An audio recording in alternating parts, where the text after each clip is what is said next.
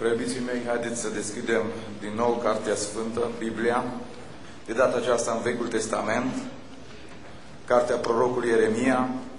Vom citi din capitolul 13, pagina 750. Ieremia, capitolul 13, vom citi primele 11 versete și apoi voi citi și versetul 15, 16 și 17. Să ascultăm cuvântul Domnului. Așa mi-a vorbit Domnul: Du-te de cumpără-ți un brâu de in și pune-l în jurul coapselor tale, dar să nu-l înmoi în apă. Am cumpărat brâul după porunca Domnului și l-am pus în jurul coapselor mele. Apoi cuvântul Domnului mi-a vorbit a doua oară astfel: Ia brâul pe care l-ai cumpărat și pe care l-ai pus în jurul coapselor tale, scoală-te, du-te la Eufrat și ascunde-l acolo, în crăpătura unei stânci. M-am dus și l-am ascuns la Eufrat, cum îmi poruncise Domnul. După mai multe zile, Domnul mi-a zis: Scoală-te, du-te la Eufrat și ia de acolo brâul pe care îl poruncise să-l ascunzi acolo. M-am dus la Eufrat, am săpat și am luat brâul din locul în care îl ascunsesem. Dar iată că brâul era stricat și nu mai era bun de nimic. Cuvântul Domnului mi-a vorbit astfel: Așa vorbește Domnul: Așa voi nimici mândria lui Iuda și mândria peste măsură de mare a Ierusalimului. Poporul acesta este un popor rău. Nu vrea să asculte cuvintele mele. Urmează pornirile inimii lui și merge după alți dumnezei ca să le slujească și să se închine înaintea lor. De aceea va ajunge întocmai ca brâul acesta, care nu mai este bun de nimic. Căci cum se lipește brâul de coapsele unui om, așa înlipisem eu toată casa lui Israel și toată casa lui Iuda, zice Domnul, ca să fie poporul meu, numele meu, lauda mea și slava mea. Dar nu m-au ascultat. Versetul 15. Ascultați și luați aminte, nu fiți mândri, căci Domnul vorbește. Dați slavă Domnului Dumnezeului vostru până nu vine întunericul, până nu vi se lovesc picioarele de munții nopții. Veți aștepta lumina, dar El o va preface în umbra morții și o va preface în negură adâncă. Iar dacă nu vreți să ascultați, voi plânge în ascuns pentru mândria voastră. Mi se vor topi ochii în lacrimi, pentru că turma Domnului va fi dusă în robie. Amin. Vă invit să vă reașezați.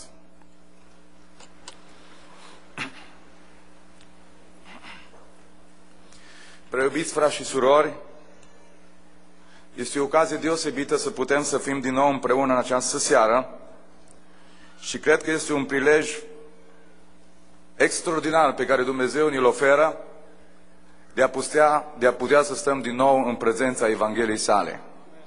Cuvântul Lui are putere să ne schimbe inimile și viețile noastre. Cuvântul Lui este o resursă pentru bucuria noastră, pentru maturizarea noastră, pentru creșterea noastră, pentru pocăința noastră. De aceea niciun cuvânt care vine de la Dumnezeu nu este lipsit de putere. De aceea, încă o dată, cred cu toate inimile noastre, ca de fiecare dată, într-o sinceritate absolută, trebuie să spunem: vorbește, Doamne, căci robii Tăi ascultă. Indiferent când este vorba de un cuvânt de mângâiere, indiferent dacă este vorba de un cuvânt de mustrare, întotdeauna când vorbește Dumnezeu, este un lucru înălțător pentru sufletele noastre. De aceea mă rog din toată inima ca Dumnezeu să ne dea un cuvânt de la El pentru fiecare suflet în această seară. Amin. Lecția din cartea prorocului Ieremia este o lecție din viața celor două seminții, Iuda și Israel, precum și o lecție pe care însuși prorocul Ieremia o învață în acea perioadă. Atunci când m-am uitat și când v-ați uitat și dumneavoastră citim Biblia la acest capitol 13, am văzut pe Dumnezeu care parcă ia locul unui regizor și pune la cale un filmuleț în care îl invită pe Ieremia să intre și să facă niște lucruri. Negreșit, Dumnezeu a decis ca Ieremia să facă lucrurile astea pentru ca el însuși, cum spuneam, să învețe ceva de aici. Pentru că ca și oameni al lui Dumnezeu, ca și oameni care propovăduim numele Domnului și Evanghelia Lui, noi trebuie să avem o înțelegere profundă a ceea ce simte Dumnezeu și a ceea ce simte inima Lui, pentru a putea cu adevărat să ne punem întreaga noastră personalitate lângă Cuvântul lui Dumnezeu așezată și să putem cu toată ființa noastră să proclamăm Evanghelia Domnului Iisus Hristos. Domnul să se atingă de toți slujitorii care suntem în armata Lui. Amin. Atunci când Dumnezeu a vorbit lui Ieremia, a fost foarte interesant că eu cred că Ieremia a rămas șocat. Dumnezeu a spus, vreau să vorbesc cu tine. Și el a zis, da, Doamne, sunt aici, iată-mă. Știi ce vreau să faci? Te rog să te duci și să cheltui. Va trebui să mergi tu pe banii tăi să cumperi un brâu. Și după ce ai cumpărat brâul ăsta, va trebui o perioadă de timp să-l pui pe coapsele tale și să-l porți, tu însuți. Și să-l simți în fiecare zi. Să-l simți pe coapsele tale acel brâu pe care tu l-ai cumpărat și pentru care tu ai plătit un preț. Și după o bucată de vreme, după mai multe zile, eu te invit să faci ceva cu brâul ăsta. Și Ieremia a zis, Doamne, voi face asta. Ieremia s-a dus, a cumpărat brâu, a cheltuit pentru el, după cuvântul Domnului l-a pus pe coapsele lui, l-a strâns acolo și l-a simțit în toate zilele astea. După un timp, Domnul vine a doua oară și vorbește. Ieremia, mai am să spun ceva. Ce să mai fac, Doamne? Acum va trebui să iei brâul acesta și să te duci pe jos până la Eufrat. Și acolo este o crăpătură a unei stânci și va trebui să te duci și să pui brâul acela în pământ, să sapi o groapă și să-l așezi acolo în pământ. Nu era un drum prea scurt. Era vorba de aproximativ 1500 de kilometri. Și Ieremia trebuia să meargă pe jos tot acest drum, să suparte arșița, pericolul din pustie, pentru că Dumnezeu a zis să ducă brâul acolo, să sape groapa în pământ și să-l pună acolo în pământ. Apoi Domnul a zis, întoarce-te înapoi. Au trecut un timp până s-a întors Ieremia înapoi și s-a așezat de unde a plecat și Domnul i-a spus din nou, a treia oară, acum du-te înapoi și în locul unde ai ascuns brâul, sap din nou, pentru că acolo vei trăi o experiență. Și Ieremia spune, m-am dus după cuvântul lui Dumnezeu. M-am dus și în locul în care am ținut minte că am ascuns brâul, am săpat acolo cu mâinile. Și când m-am uitat la brâul care l-am pus acolo, am văzut că deja era în putreziciune. L-am luat, m-am uitat la el și n-a trăit Domnul să-mi spună nicio concluzie. Eu am tras concluzia. Brâul acela, după timpul cât a stat acolo, de acum nu mai era bun la nimic. Poate a încercat Ieremia să-și-l pună din nou pe coapse, dar brâul era stricat, era în putreziciune. Stimații mei, am o întrebare în seara asta.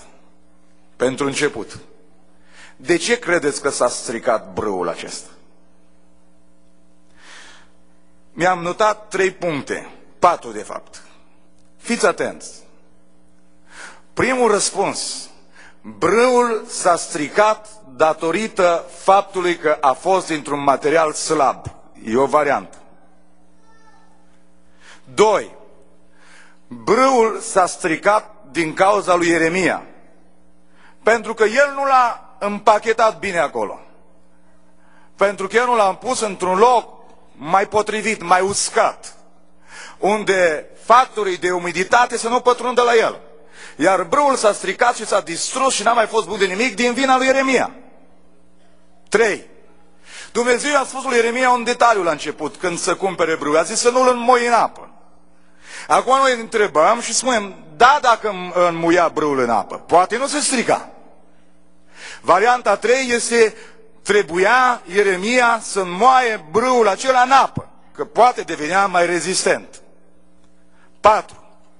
Brâul s-a stricat pentru că el nu a fost destinat pentru locul acela numit pământ și groapă, ci brâul a fost destinat și este destinat să fie așezat pe coapsi. Care credeți că e varianta adevărată? Fratele Forton spune că 4. Și eu cred că 4. Brâul a fost destinat pentru coapse. Rolul lui, scopul lui nu este să fie acolo în pământ, ci scopul și rolul lui este acela pe care l-a spus Domnul prima dată: pune-l pe coapsele tale. Așa s-a născut un cuvânt pe care Dumnezeu mi l-a dat, pe care l-am intitulat între crăpătura stâncii și coapsele lui Dumnezeu. Noi suntem brâul. Stimații mei, probabil că de multe ori diavolul ne-a furat, ne-a înșelat, ne-a mințit, pentru că atunci când am ajuns în putreziciunea păcatului și păcatul ne-a dus într-o zonă în care la un moment dat noi am tras concluzia repede că nu mai suntem utili, nu mai suntem buni de nimic aproape, s-a întâmplat că diavolul ne-a șoptit la ureche: știi de ce nu mai ești bun de nimic? Datorită faptului că tu n-ai nicio vină, materialul din care ai fost construit e vinovat. Și pentru că tu ai fost construit cu o înclinație spre imoralitate, tu nu mai ai nicio șansă. Tu nu o să poți fi bun de nimic niciodată, pentru că așa te-ai născut tu cu înclinația și n-ai nicio șansă. Apoi poți să spui: Doamne, știi ceva, eu am fost născut cu o înclinație spre lăcomie. Nu o să pot să scap niciodată de lăcomie și de tendința asta, pentru că eu m-am născut așa. Și atunci vreau să spun Dumnezeule, ori de câte ori mă prins că nu vin la biserică, că nu fac aia, că nu fac aia, și eu spun: Doamne, n-am făcut-o pentru că eu vreau să spun: Doamne, de fapt nu eu sunt vinovat, materialul din care eu sunt construit e vinovat. Apoi putem să mergem mai departe și să spunem: Doamne, știi de ce eu sunt mereu mândru și arogant? Pentru că așa sunt construit eu și nu mai am nicio șansă să mă schimb. De aceea mă voi putrezi ca brosa și într-o zi nu voi fi... Dar atunci când nu o să mai fiu bun de nimic, eu o să spun: Doamne, sunt așa pentru că materialul din care Tu m-ai construit e vinovat și nu e bun de nimic. Tendința asta toți o avem. Acum, noi chiar putem vorbi de materialul ăsta care o are o problemă numită firea asta. Dar vă aduceți aminte, Adam și Eva în perfecțiune, că au făcut o greșeală extraordinară, ca și textul din seara asta, n-au ascultat de Dumnezeu. Puteau ei să spună că din vina materialului din care au fost construiți? Vă întreb, puteau? Ei nici atât. Frații mei, noi avem probleme cu firea noastră, cu înclinațiile noastre. Apostolul Pavel spune în Efeseni despre treaba asta: noi eram morți în greșeale și în păcatele noastre pe care le moștenirem de la părinții noștri. Dar, frați și surori, materialul ăsta, eu ăsta care ne creează probleme în anumite sectoare ale vieții, la fiecare unic și particular, are o sursă de biruință. Eu ăsta are o destinație. Și nu putem să facem, să abrogăm de asta, să nu are nicio destinație. Eu ăsta trebuie țintit pe cruce și trebuie să ne lepădăm de el, pentru ca Hristos să domnească în noi. Slăvit să fie Domnul Iisus în veci. Slăvit să fie Domnul în veci. Ori eu cred că de multe ori diavolul ne-a înșelat și când am făcut o greșeală și am alunecat și am ajuns să simțim păcatul în viața noastră, imediat diavolul ne-a spus: nu nimic, așa e. N-ai nicio șansă. Și îți mai spun ceva: o mulțime sunt ca tine. O mulțime au problema asta. O mulțime trăiesc în trăirile astea. O mulțime au gândurile astea. O mulțime eșuează. O mulțime sunt aventurieri. Așa că n-ai nicio problemă. Iar eu stau în fața Domnului în seara asta și spun: Doamne, eu am fost înșelat de multe ori în zona asta. Și am zis: Doamne, de fapt, nu... Problema patra este că prima este problema, pentru că Tu m-ai construit cu înclinația asta și eu n-am ce să fac. Eu n-am ce să fac. 2. De multe ori ne justificăm alunecările noastre și greșelile noastre și incapacitatea noastră de a fi după chipul lui Hristos și al lui Dumnezeu. Pentru că spunem: Doamne, Ieremia e vinovat. De câte ori v-ați uitat așa spre amvon și spre predicatori și spre proroci și spre vasele Domnului din biserică și a zis: nu ne-ați împachetat bine astăzi. Ieremia e de vină că n-a fost atent cum să așeze brâul acolo, că dacă era atent și l-așeza acolo în pământ frumos și poate l-acoperea cu ceva care să nu pătrundă la el apa în timpul care urma, el nu se strica. Și dacă predicatorii predicau așa cum noi am vrea să predice, să se zguduie încăpere și ne-ar împacheta duminică seara și duminică dimineața. Și dacă mai venim și joia, ne mai împachetează și atunci, dar noi mergem înapoi în pământ și ne așezăm acolo în locul ăla cu minței, atunci noi nu o să pățim nimic și o să fim puternici și o să ne întâlnim duminica viitoare plini de suc și verzi. Frații mei, vedeți-vă de treabă, niciodată nu se poate asta. Mulțumim lui Dumnezeu pentru toți predicatorii, pentru toți oamenii lui Dumnezeu prin care ne vorbește, dar întotdeauna Dumnezeu nu ne vorbește să ne împacheteze într-un celofan sau să ne înfășoare în predici frumoase, pentru că noi să revenim la un loc, să pătrundem în pământ și să rămânem în crăpătura stâncii niciodată. Și dacă Dumnezeu îți folosește vasele, le folosește să ne mute dintr-un loc în altul, mărit să fie Domnul Iisus în veci. Aleluia! Ieremia cred că e de vină pentru că brâul s-a putrezit și nu mai e bun de nimic. Vreau să-l pun din nou pe coapsele mele și nu-l mai pot pune pentru că nu mai este bun de nimic. Dar a ajuns în situația asta pentru că nu avem predicatori în biserică. Am auzit de multe ori povestea asta. Frații mei, când nu mai sunt predicatori în biserică, Domnul a spus, dacă voi tăceți și nu mai vorbește nimeni în adunare, Dumnezeu vorbește pe pietre. Credeți în Dumnezeu ăsta? Amin? Când nu mai sunt predicatori în adunare, Dumnezeu va alege o măgăriță, un măgar, un animal și va vorbi prin el. Pentru că Dumnezeu nu-și va lăsa niciodată poporul fără glasul lui. Numai atunci când poporul renunță la Dumnezeu, atunci se poate. Dar câte vreme în adunare vin oameni care îl caută pe Dumnezeu cel viu, nu vă temeți, fraților, Dumnezeu vorbește. Dumnezeu vorbește. Că nouă nu ne place de Ieremia, că nouă nu ne place de profilul lui, că noi spunem că nu ne împachetează cum vrem noi, asta e altă discuție. Dar vreau să spun, niciodată nu ajungi într-o situație de păcat deplorabilă pentru că predicatorul este de vină, pentru că Dumnezeu n-a vorbit, că știi bine că nu e așa.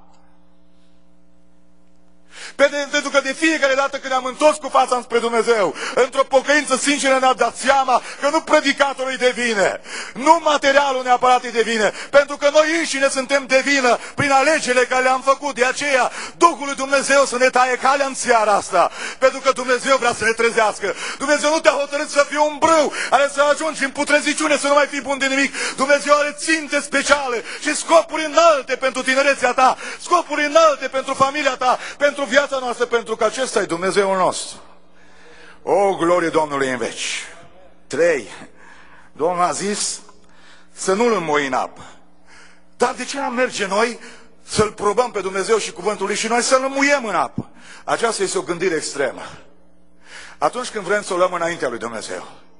Am văzut oameni care încearcă, că nu se poate asta, să fie mai sfinți decât Dumnezeu le-a spus.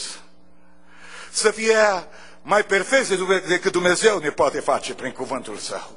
Și dacă spune, Doamne, poate că ai scăpat tu ceva. Tu ai zis să nu moi, dar dacă eu moi.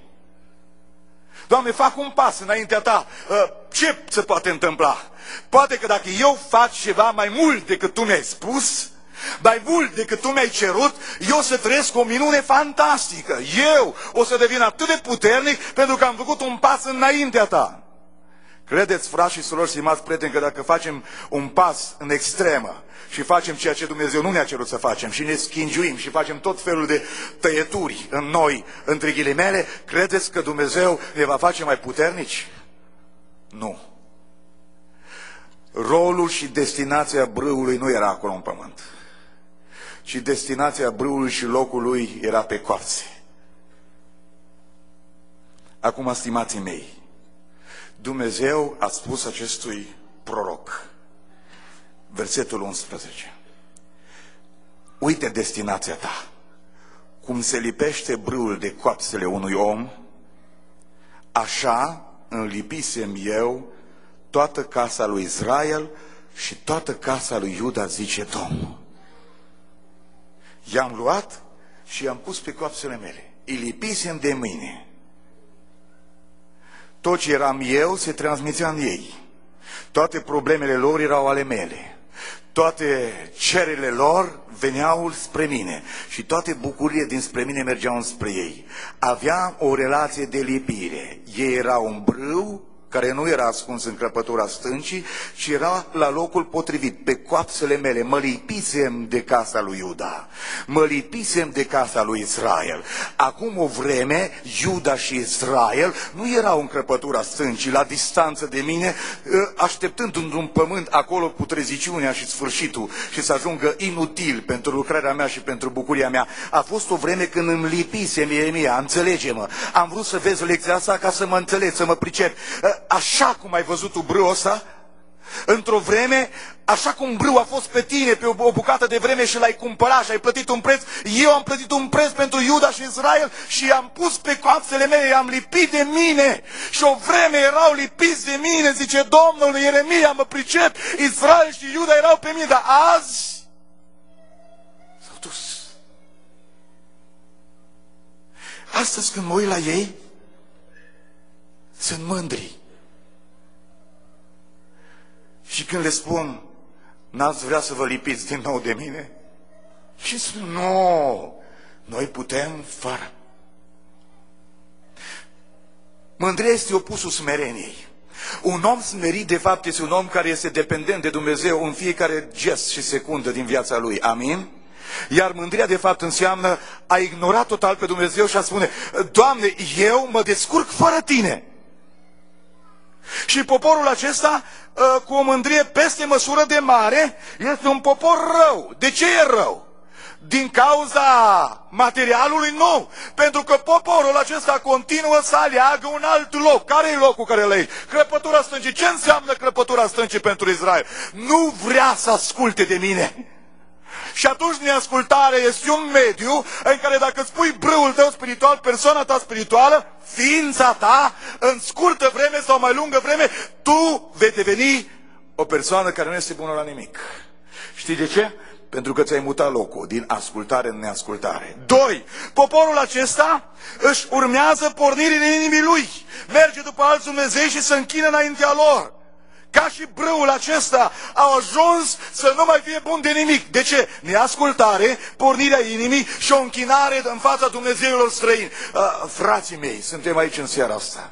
Eu sunt primul care vreau să mă pocăiesc. Poate că lângă mine mai sunt și alte persoane care vor ca Dumnezeu să se atingă de ele în seara asta. O, glorie Domnului! Unde ești? Simți în această seară că ești un brâu pe coapsele lui Dumnezeu?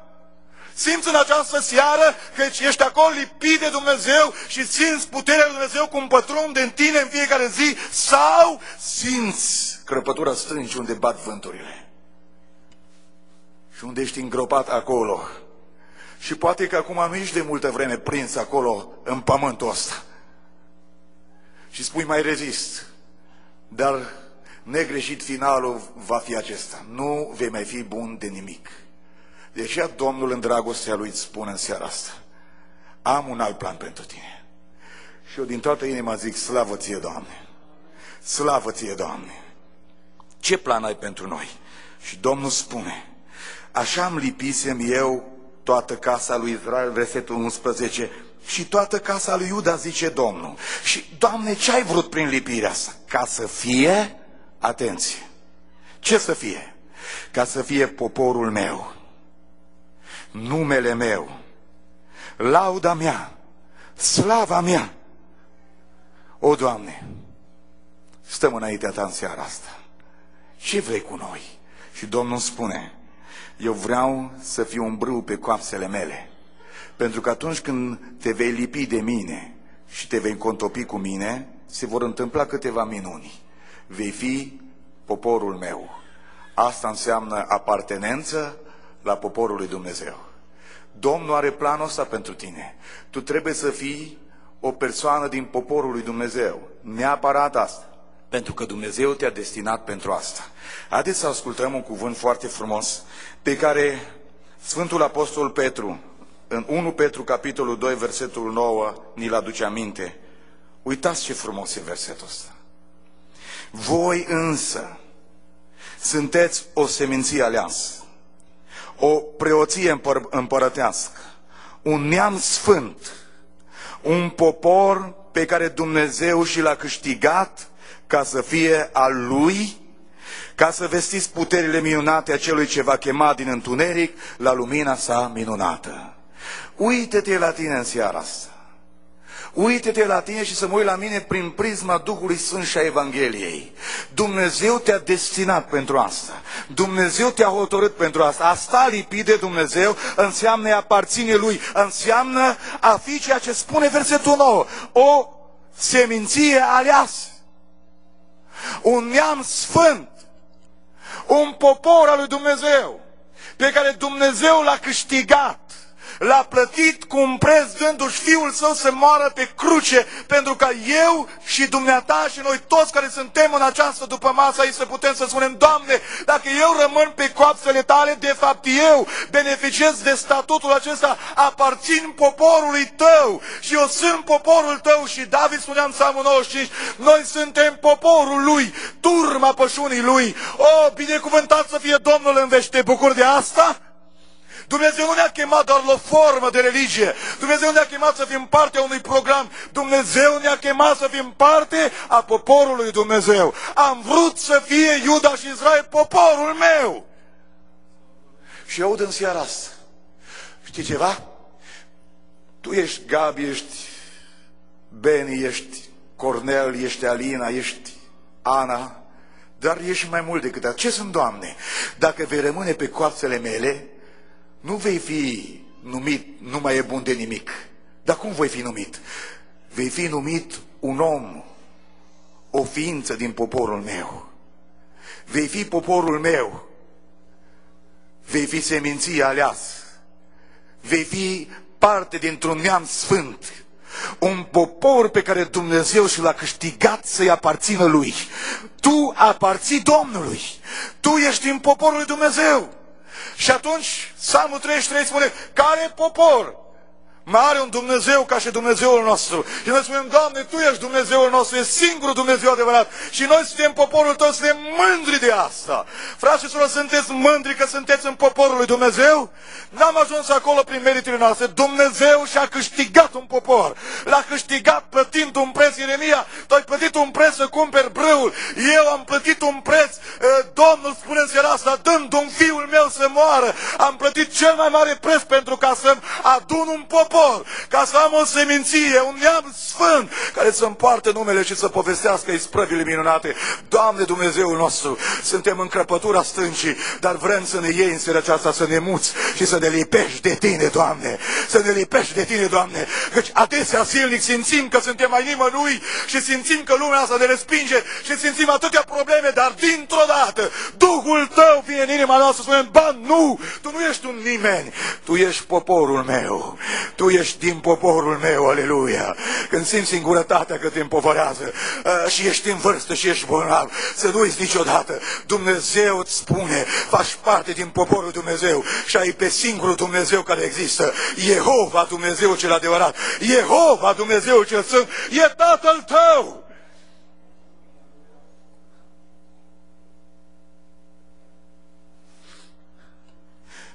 Am vrut să fie poporul meu.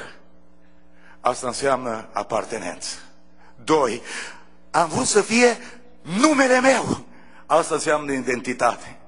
Adică ce vrea să spună Domnul? Păi știi ceva, Ieremia, mă consult cu tine. Dacă brâul acesta numit Iuda și Israel rămâneau pe coapsele mele, asta a fost planul meu pentru ei. Am vrut să fie atât de puternică contopirea între mine și ei, încât atunci când se va arăta cineva de ei, de fapt să spună, iată numele Domnului, iată numele Domnului, iată numele Domnului, iată numele Domnului, pentru că eu am hotărât să fie numele meu. M-am identificat cu ei. O, glorie lui Dumnezeu în seara asta. Atunci când se uită un om la viața ta, trebuie să vadă în viața ta numele Dumnezeului celui viu. Vede? Când se uită cineva în viața mea, trebuie să vadă în mine numele Dumnezeului celui viu. O, glorie Domnului în veci! Mi-aduc aminte de Petru și Ioan care au mers la templu și cerșătorul s-a uitat la ei și le-a cerut milă. Și eu zic, știi ceva? Aur și argint nu avem, dar noi avem o identitate, noi avem un nume. În numele Domnului Iisus Hristos, scoală-te și umblă. Ceea ce avem în noi este numele Dumnezeului celui viu. Este numele Dumnezeului celui viu. Cine ești în seara asta? Care e identitatea ta? Și eu pot să spun, identitatea necesitatea mea e Gabriel, e Vasile, e cutare. Și Domnul spune, nu mai mult am pregătit pentru tine. De aceea te-am adus în existență să te naști pe pământ. De aceea mi-am dat Fiul să moară la cruce. Nu să trăiești o viață șubrede de pocăit. Și am vrut pentru tine să fiu un brâu pe coapsele mele. Iar asta va echivala că tu ești numele meu. O mărire Domnului în veci. De atâtea ori îl separăm pe Dumnezeu de noi și spunem, ăsta e Dumnezeu și ăsta eu. Asta e trăirea lui Dumnezeu și asta e a mea. Asta e viața lui Dumnezeu și asta e viața mea. Asta e calea lui Dumnezeu și asta e calea mea. Dar Dumnezeu nu te-a chemat la... Înseamnă că suntem în crăpătura strângi și îngropați acolo. Și negreșit nu vom mai fi în curând buni la nimic. Dar dacă vrem să fim utili, Dumnezeu spune, numele meu e numele tău. Știți? Benny tot spune, nu? Și e frumos și noi toți vrem să dăm copiilor noștri, de multe ori, mai ales băieților, numele nostru. Și este o cinste când auzim că pe băiatul simți așa ceva, că îl cheamă ca și pe tine. Și numele astea au semnificație. Pentru că am vrea numele astea să ne reprezinte. Și noi ținem la numele nostru. Dar vreau să vă spun, cu atât mai mult Dumnezeu ne ridică la un statut înalt de tot. Mă înfior în seara asta. Când Dumnezeu spune, știi ceva, te-am hotărât pentru asta. Să fii numele meu. Să fii numele meu. Și eu spun, Doamne, nu pot să fiu numele Tău în seara asta. Pentru că numele meu e asociat cu alunecarea asta. Pentru că numele meu e asociat cu duplicitatea asta. Pentru că numele meu e asociat cu minciuna asta. Pentru că numele meu e asociat cu bârfa asta. Pentru că numele meu e asociat cu scandal în familie. Pentru că numele meu este asta. Pentru că numele meu este asta. Iar, Doamne, eu am învățat cel puțin atât despre Tine, că numele Tău e sfânt, de 3 ori sfânt. Și vreau în această seară, Doamne, să spun că ăsta e numele meu. Și Dumnezeu spune, dacă Tu vrei să fii numele meu, atunci lasă-te prins de mâna mea, eu să te iau pe tine, brâule, de acolo din cenușă, și o să te pun pe coapsele mele, o să te vindec, o să ridic. Dar știi ceva? Ascultați cuvântul Domnului și nu fiți mândri, spunea Domnul prin Ieremia, pentru că încă nu-i prea târziu, pentru că Ieremia, capitolul 13, se încheie așa, nu vrei să te curăți cât vrei să mai zăbovești. Și eu zic, Doamne, nici o seară, nici un minut, nici o oră, acum e momentul să-mi iei numele meu și să-l răstignești, Doamne, în Tine și să-mi dai un nume nou. Și acest nume este numele Domnului Iisus Hristos. O, glorie lui Iisus pentru asta! Glorie lui Iisus pentru asta! Mare bucurie ne dă Domnul în seara asta! Dacă rămâne poporul lipit de mine, eu am vrut pentru el să fie numele meu! Doamne, mulțumim frumos în seara asta! Domnul n-a vrut doar să fie un penticostal în biserica Filadelfia. Dumnezeu n-a vrut să fie aici un om în biserică care din când în când să ai ceva de spus sau niciodată. Dumnezeu a vrut pentru tine să fii numele Lui. O, glorie lui Iisus în veci. 3. Domnul a spus, vreau să fii lauda mea. Asta am vrut. Dacă Ieremia, mă consult cu tine în continuare, îmi deschid inima. Dacă Israel și Iuda rămâneau lipiți de mine pe coapsele mele, cum au fost odată, ei erau pentru mine lauda mea. Și dacă vreau să mă laud cu cineva, eu, Dumnezeul cerului și al pământului, aleg să nu mă laud cu îngerii miliarde, aleg să mă laud cu Israel și cu Iuda. Și vreau ca ei să fie lauda mea. Este bucuria Dumnezeului celui viu să se laude cu viața ta. Este bucuria Dumnezeului celui viu să se laude cu tinerețea ta. În fața iadului și al Satan, el trebuie să poată să se ridice în seara asta și spune, mă laud cu credincioșii din Poland. Mă laud, ei sunt lauda mea. Și n-am nimic mai măreț decât ei, decât poporul meu, copiii mei, numele meu, mă laud cu ei. Vreau să fie lauda mea. O, Doamne, Doamne, Doamne, Doamne, ai milă de noi în seara asta. Doamne, sângele Tău să ne curățească. Doamne, sângele Tău să ne atingă. Noi lauda Ta și Dumnezeu spune, da! Doamne, noi am crezut că așa vom ajunge în rai ca niște pocăiți spăliți, aproape că vom intra cumva după ușa în mântuirea Ta. Și Dumnezeu spune, nu, eu nu te-am chemat decât la o viață de plină, eu vreau să fii lauda mea. O, glorie lui Dumnezeu în veci! Glorie lui Dumnezeu în veci! Aleluia! Diavolul spune, nu ești bun de nimic, dar Dumnezeu spune, vreau să fii lauda mea.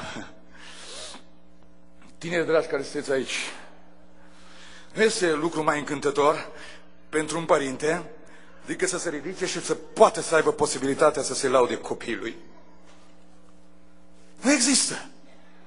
Nu există să bată inima mai cu puternice emoții atunci când copiii sunt ridicați la școală sau undeva, spune extraordinar.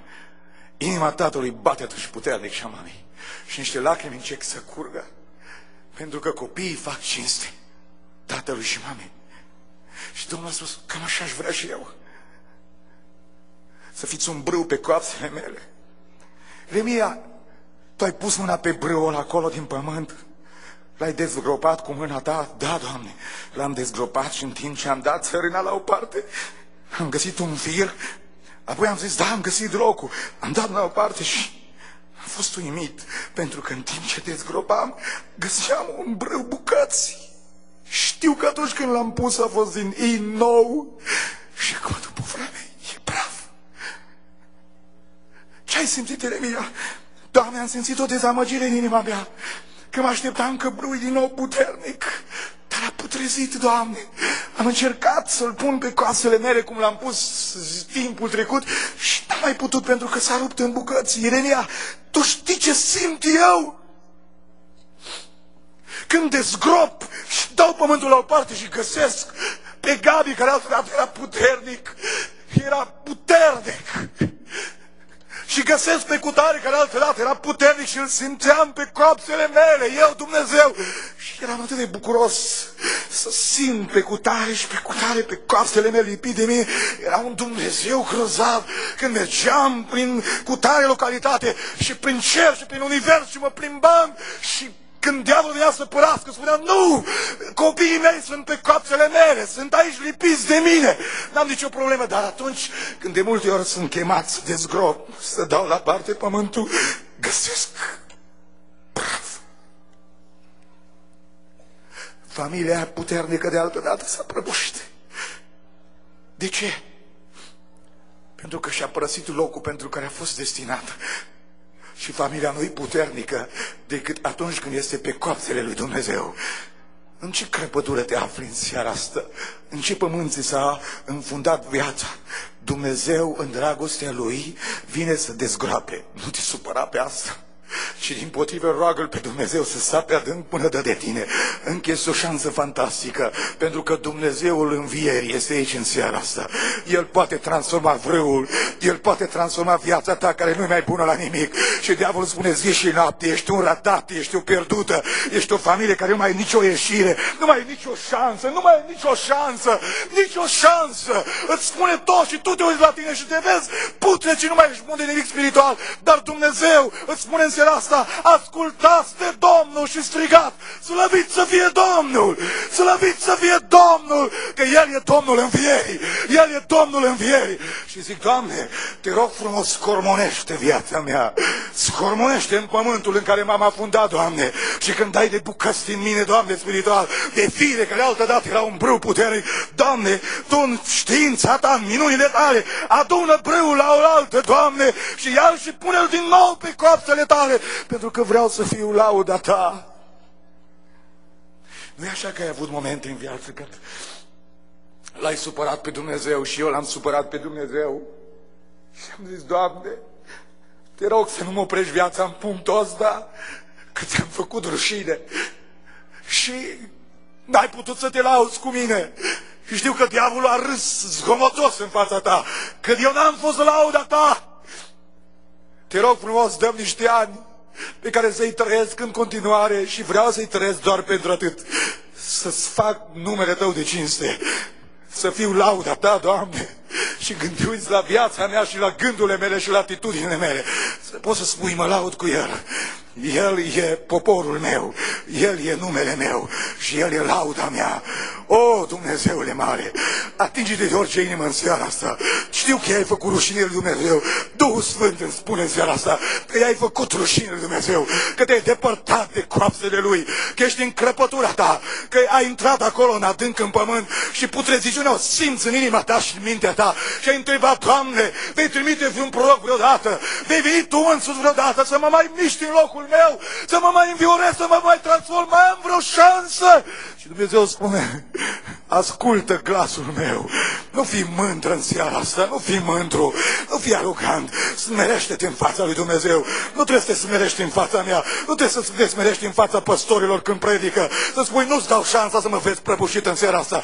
Nu trebuie să te smerești în fața niciunui proroc, a niciunui om. Smerește-te în fața celui care este viu. Smerește-te în fața Duhului Sfânt care este în adunare.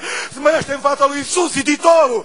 Smerește-te în fața Tatălui din ceruri, apleacă-te, căci Domnul vrea să te ridici. O, glorie ție, Doamne! Ieremia, ăsta-i visul meu, zice Domnul, să-i fac lauda mea.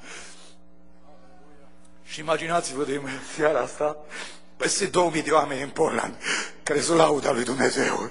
Lauda lui Dumnezeu pe tiruri, lauda lui Dumnezeu în cabinetele medicale, lauda lui Dumnezeu în casele unde lucrați, lauda lui Dumnezeu în construcții, numele lui Dumnezeu în construcții. Poporul Dumnezeu cucerește Portlandul pentru că Dumnezeu l-a pus pe brâu, pe coastele lui. O, glorie Domnului! O, glorie Domnului! Simt puterea lui Dumnezeu în adunare.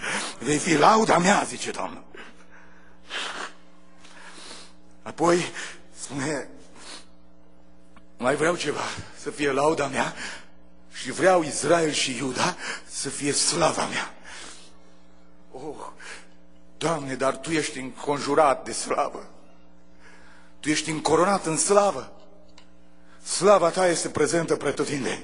Și atunci când noi simțim un crâmpei din slava lui Dumnezeu, ne prăbușim la pământ. Și Dumnezeu spune, vreau mai mult. Vreau ca voi să fiți slava mea. O, Doamne! O, Doamne! Cât de minunat este lucrul ăsta! Să fii slava lui Dumnezeu, să fii slava lui Dumnezeu se poate? Și tu spune, asta e ținta mea. Doamne, când vom putea să fim slava Ta? Și Domnul spune, atunci când brâul va fi pe coțele mele. Dar, Doamne, materialul, lasă materialul.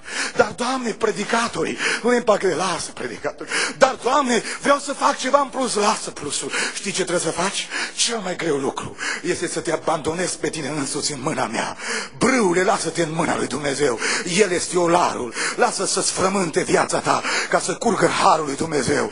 O, e treaba lui Dumnezeu cum tu vei deveni slava lui și lauda lui. Nu te preocupe asta. E treaba lui, dar brâule, stai pe coapsele lui Dumnezeu. Căci problema putreziciunii nu e nici în primul rând materialul, nici Ieremia și nici extrema. Și problema este că ne-am părăsit locul pentru care am fost destinați și creați.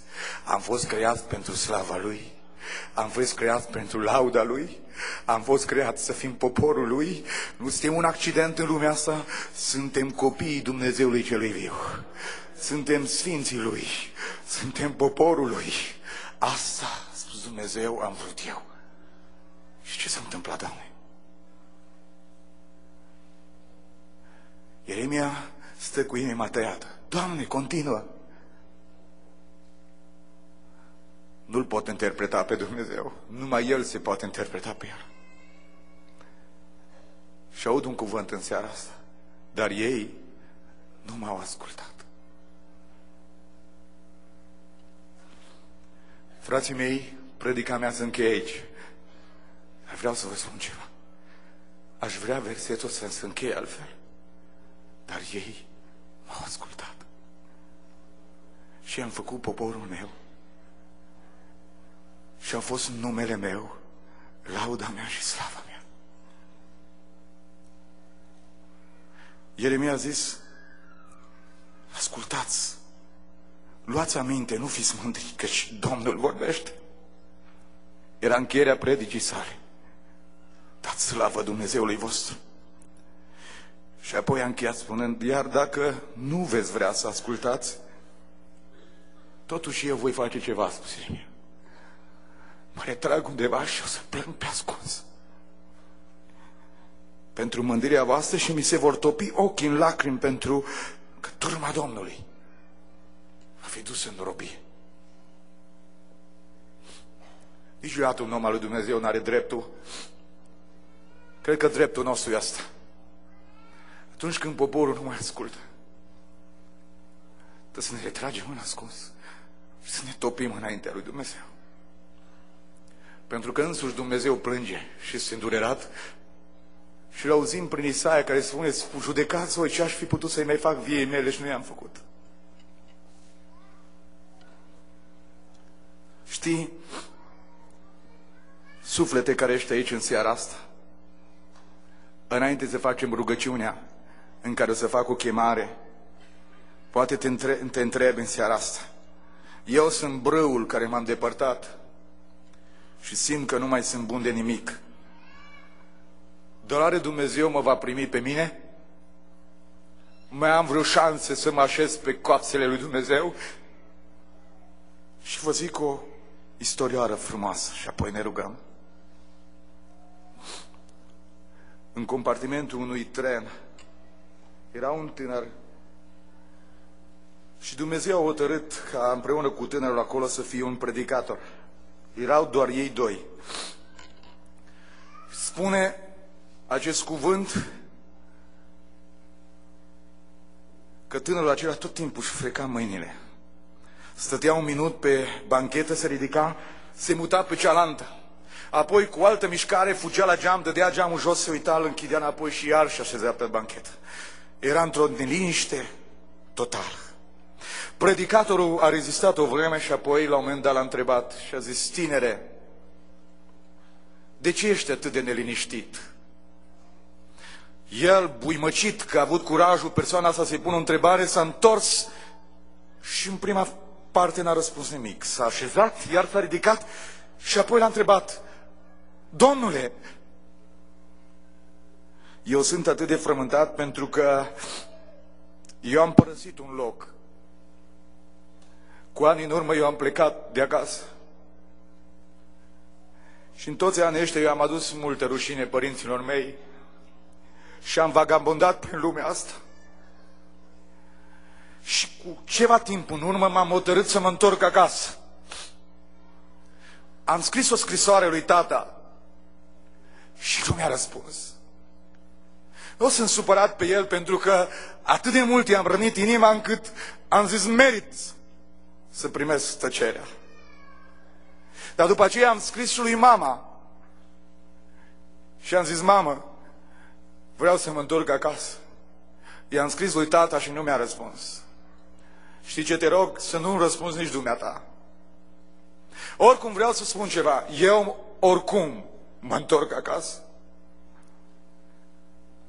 Dar dacă, mamă, voi mă mai primiți pe mine acasă, atunci când trenul va ajunge și va trece înspre halta din satul nostru, înainte de haltă e grădina noastră lângă calea ferată și acolo e un nuc bătrân în care ne jucam când eram mici.